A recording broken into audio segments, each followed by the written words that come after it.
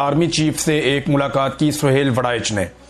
सुहेल वड़ाइच पाकिस्तान के एक पुराने जर्नलिस्ट हैं और ये इनको मैंने देखा भी था जब ब्रसल्स में आर्मी चीफ मौजूद थे, तो उस तकरीब में इन्हें ख़ास तौर पे बुलाया गया था और उस तकरीब के बाद इनकी कोई मुलाकात हुई है आर्मी चीफ से। उस मुलाकात के हवाले से इन्होंने कुछ तफसीलात जारी की हैं। 5 चीज़ें उसमें बहुत इंपॉर्टेंट हैं, वो पाँचों चीज़ें मैं आपके सामने रखता हूँ। आर्मी चीफ का माइंड मुकम्मल तौर पे डिस्क्लोज हो गया है, यानी वो फ्यूचर में क्या करेंगे, उनके दिमाग में क्या चल रहा है और मौजूदा field marshal army chief Pakistan को कहाँ ले जाना चाहते हैं और यानी वो जाने का उनका इरादा है भी या नहीं, ये सारी चीज़ें मैं आपके सामने रख देता हूँ। एक तो ये क्लियर बात है कि जो सुहेल वड़ाइच ने लिखा वो एस्टेब्लिशमेंट की या आर्मी चीफ की इजाज़त के बगैर तो लिख नहीं सकते।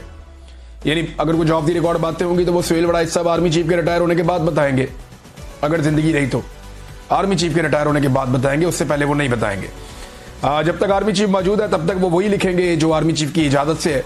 तो आर्मी चीफ की इजाज़त से 5 चीज़ें सामने आई हैं। नंबर 1 चीज़ जो है वो माफ़ी का मुतालबा है। नंबर 2 तब्दीली के बारे में अफवाहें। नंबर 3 खारजा पॉलिसी। नंबर 4 मईशत के मामला। नंबर 5 डोनाल्ड ट्रंप, अमेरिका और चीन। अब इसमें जो पहला नुक्ता है ना, जो आर्मी चीफ का स्टेटमेंट सुहेल वड़ाइच साहब ने पढ़ के सुनाया, वो मुझे बहुत अजीब लगा। मुझे लगा कि ये कोई भी बाशऊर आदमी या अक्लमंद आदमी इसको तस्लीम नहीं करेगा। यानी सियासी हवाले से एक सवाल किया सुहेल वड़ाइच ने।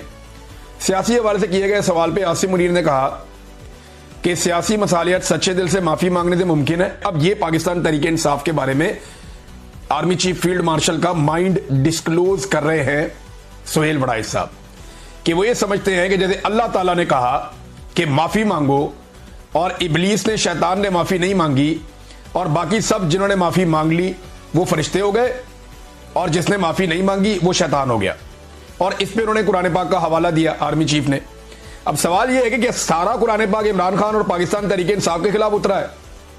क्या कुरान पाक की कोई आयत आपको ये नहीं बताती कि जुल्म नहीं करना, चादर और चार दीवारी का तकद्दुस पामाल नहीं करना, जबरी तौर पर इंसानों को लापता नहीं करना, बेगुनाहों का खून नहीं बहाना, जुल्म जबर और फस्तायत नहीं करनी, ईमानदार रहना है, बेईमानी नहीं करनी, लोगों का मैंडेट चोरी नहीं करना, अमानत में खयानत नहीं करनी, रिश्वत, सिफारिश और चोरों डाकुओं का साथ नहीं देना, गवाही हमेशा सच्ची देनी है, झूठ नहीं बोलना। क्या ये सारी चीजें, हक के साथ खड़े होना, ये सारा कुछ कुरान पाक में नहीं लिखा हुआ? या पूरा कुरान पाक जो है वो पाकिस्तान तहरीक इंसाफ और इमरान खान के बारे में ही आपने आर्मी चीफ ने सुनाना है लोगों को? अब जब भी कभी वो कुरान पाक का हवाला देते हैं पाकिस्तान तहरीक इंसाफ पे अटैक होता है। अब ये आप गौर करें ना कि इमरान खान इसलिए शैतान है, इनके बकौल, सुहेल वड़ाइच के बकौल आर्मी चीफ कह रहे हैं कि उसने इबलीस की तरह माफी नहीं मांगी और मुराद रास या फैजुल हसन चौहान या अंदलीब अब्बास या फरूख हबीब या और बहुत सारे, परवेज खटक, महमूद खान, ये बहुत सारे बाकी लोग जो हैं जिन्होंने माफी मांग ली वो फरिश्ते बन गए और आप खुदा बन गए। वो तो अल्लाह ताला के कहने पर माफी मांगी थी। इस तरह तो हजरत इमाम हुसैन रज़ी अल्लाह ताला के सामने भी रास्ता रखा गया कि माफी मांगो, या सर नीचे झुकाओ, या तस्लीम करो, या पीछे हटो। तो उन्होंने कहा नहीं, सवाल ही पैदा नहीं होता, मैं यहां कंप्रोमाइज नहीं करूंगा। वो खड़े हो गए। तो दूसरी तरफ से ये मिसाल दी जा सकती है। तो यहां इस्लाम को, मजहब को, दीन को इसके बीच में यूं लेकर आना यह नामुनासिब है। इस वक्त ताकत आपके पास है, आप जो चाहे कर सकते हैं, लेकिन कुरान पाक को बीच में लाकर यह कहना कि एक सियासी जमात और उसके पैरोकार जो माफी नहीं मांग रहे वो शैतान है।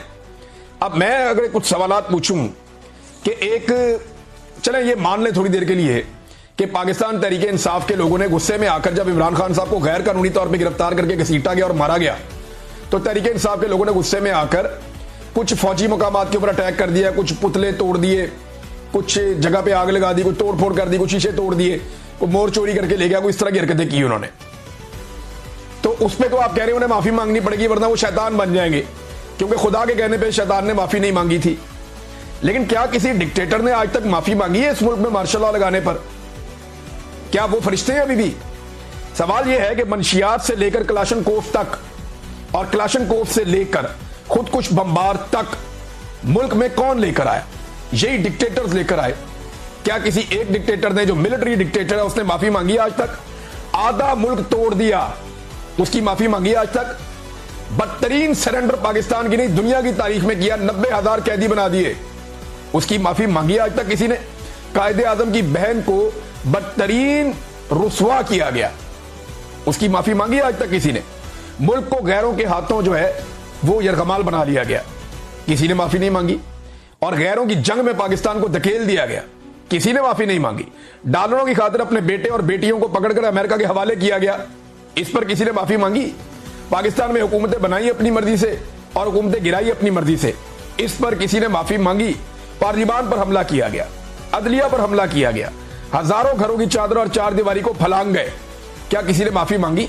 खवातीन को सड़कों पर घसीटा गया, आम शहरियों को अपने सियासी फायदों के लिए जबरी तौर पर लापता किया गया, वो अमन इंसानों के ऊपर सिर्फ एहतजाज करने पर बराह रास्त गोलियां मारी गई। एक साबिक वजीर आजम पे को लगभग 200 के करीब मुकदमे कर दिए गए, क्या किसी ने आज तक माफी मांगी? ये माफी सिर्फ इमरान खान ने मांगनी है और जराइम सिर्फ इमरान खान ने किए हैं। भाई जिस वक्त 9 मई हो रहा था उस वक्त इमरान खान साहब खुद हिरासत में थे और उन्हें फौज के इदारे रेंजर्स ने गिरफ्तार किया था गैर कानूनी तौर पे, जिसे सुप्रीम कोर्ट ऑफ पाकिस्तान ने उस गिरफ्तारी को गैर कानूनी और गैर आईनी करार दिया था। उसके ऊपर लोगों ने एहतजाज किया, फिर जो हुआ वो आपके सामने। अब पीटीआई ये कहती है कि जनाब वो फॉल्स फ्लैग ऑपरेशन था, जबकि आप ये कहते हैं वो पाकिस्तान तहरीक इंसाफ ने किया था, माफी मांगे। भाई अगर इमरान खान ने सच्चे दिल से माफी मांगनी है, एक बात तो क्लियर हो गई, सारे पाकिस्तानी ये बात जान ले, एक बात तो क्लियर हो गई कि आसिम मुनीर साहब ने यह बता दिया कि इमरान खान साहब पे जो केसेस हैं वो कानूनी नहीं है, उनका कानून से कोई लेना देना नहीं है, वो मामला सिर्फ और सिर्फ माफी पे अटका हुआ है कि यहां जिद ये है कि इमरान खान की हमने नाक रगड़वानी है, इमरान खान से हमने माफी मंगवानी है, मामला सिर्फ यहां पे अटका हुआ है। और वो शेर का बच्चा जेल में माफी नहीं मांग रहा, उसको रोजाना तंग करते हैं, तंगो तारीख जगह के ऊपर रखा हुआ है, उसको बाहर निकलने को नहीं देते, उसको सहूलियात उससे छीन लेते हैं, कभी बिजली बंद कर देते हैं, कभी इंफॉर्मेशन बंद कर देते हैं, कभी मुलाकातें बंद कर देते हैं, उसके बेटों से भी उसकी बात नहीं करवाते। तो ये जो सारी सूरत हाल पैदा की जा रही है सिर्फ इसलिए है कि इसमें कोई आइन और कोई कानून नहीं है। कैदे तन्हाई में उस आदमी को रखा हुआ है, इसमें कोई आइन और कोई कानून नहीं है। ये सारा मामला एक जिद का है और अना का है कि माफी चाहिए इमरान खान की। तो अब अपना माइंड डिस्क्लोज किया आर्मी चीफ ने कि सच्चे दिल से इमरान खान साहब माफी मांगे तो तब जाके मामला आगे बढ़ेगा। यानी लुब्बे लुबाब उसका यही है कि सियासी मसालियत का एक ही तरीका है, वरना मुल्क में, और ये सियासत में मुदाखलत की बदतरीन एग्जाम्पल है। आज के बाद अगर DGISPR कहे या कोई और कहे कि फौज का सियासत में कोई ताल्लुक नहीं है, तो कम से कम army chief field marshal Asim Munir साहब का तो बदतरीन ताल्लुक सियासत के साथ है। ये साबित किया किसने? सुहेल वड़ाइच साहब ने, और आर्मी चीफ से मुलाकात के बाद साबित किया कि सियासी मसालियत में भी उनकी डिमांड है कि एक सच्चे दिल से माफी मांगे एक बंदा। तो ये तो सियासत के अंदर बदतरीन किरदार है, इसको कोई कुछ क्या नाम दे। अच्छा, एक और उन्होंने कहा जी कि तब्दीली के बारे में जो अफवाहें फैलाई जा रही है, ये तब्दीली क्या है, इस बारे में कुछ लोग कहते हैं कि आर्मी चीफ को जनाब कोई बना दिया जाएगा सदर पाकिस्तान, कोई कहते हैं जी शायद आर्मी चीफ रिटायर हो जाएंगे तो नया आर्मी चीफ आ जाएगा, तो अलग अलग चीजें। लेकिन उन्होंने कहा तब्दीली के बारे में जो अफवाहें आ रही हैं, हुकूमत और मुक्तदरा का मतलब है एस्टेब्लिशमेंट, हुकूमत और एस्टेब्लिशमेंट दोनों के मुखालिफिन फैला रहे हैं कि जनाब तब्दीली की कोई अफवाहें हैं।